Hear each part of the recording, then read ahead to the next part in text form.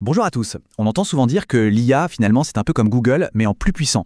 C'est une idée reçue, et on va voir que la réalité est bien plus fascinante. En fait, c'est comme comparer un bibliothécaire à un expert qui aurait absolument tout lu.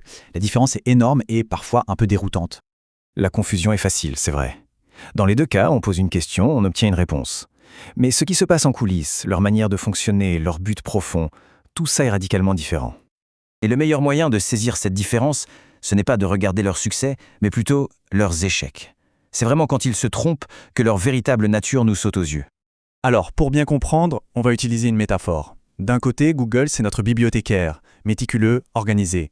De l'autre, l'IA, c'est notre expert, quelqu'un qui a tout lu et qui est capable de synthétiser des idées nouvelles à partir de ses connaissances.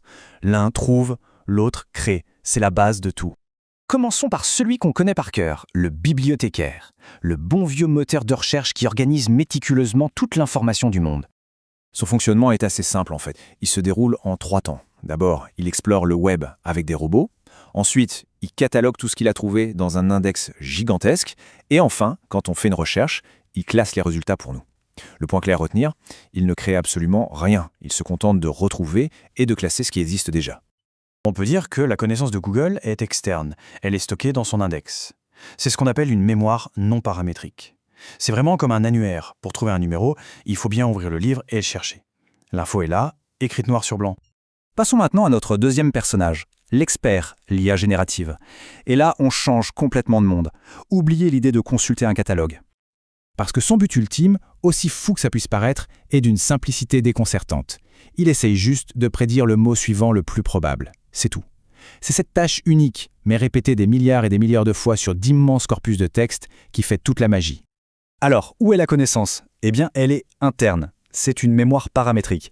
Toute l'information est cuite, intégrée au cœur même du modèle, dans les connexions de son réseau de neurones. Pensez au cerveau d'un expert. Il vous donne une réponse de tête. Il n'a pas besoin de chercher dans un livre. Le modèle et la connaissance ne font qu'un. La question qui vient tout de suite, c'est comment un simple prédicteur de mots peut-il savoir quoi que ce soit ? La réponse est fascinante. La connaissance n'est pas programmée, elle émerge. C'est une sorte d'effet secondaire de sa tâche principale.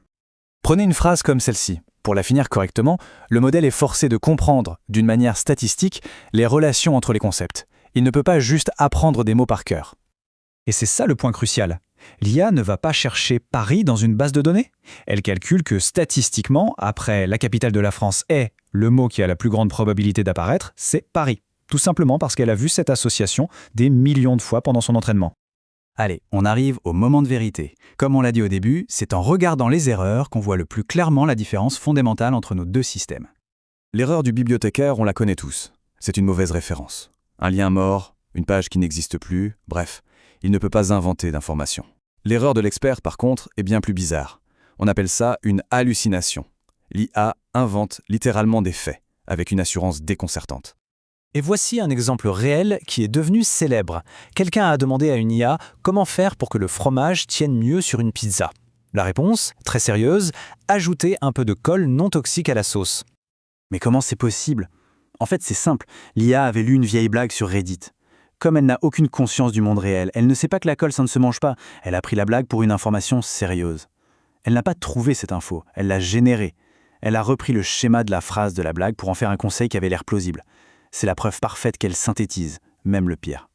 On voit bien qu'on a affaire à deux outils radicalement différents, chacun avec ses forces et ses faiblesses. Faisons un petit récapitulatif pour que tout soit bien clair. Donc, pour résumer, Google trouve, l'IA crée. La connaissance de Google est externe, dans un index. Celle de l'IA est interne, intégrée au modèle. L'un nous donne une liste de liens, l'autre nous écrit une réponse sur mesure. Et l'erreur typique est la plus révélatrice. Une mauvaise référence d'un côté, une pure invention de l'autre. Finalement, la vraie question n'est pas de savoir qui est le meilleur, mais plutôt quel outil utiliser et pourquoi faire. Pour vérifier un fait précis, pour trouver une source, on va voir le bibliothécaire.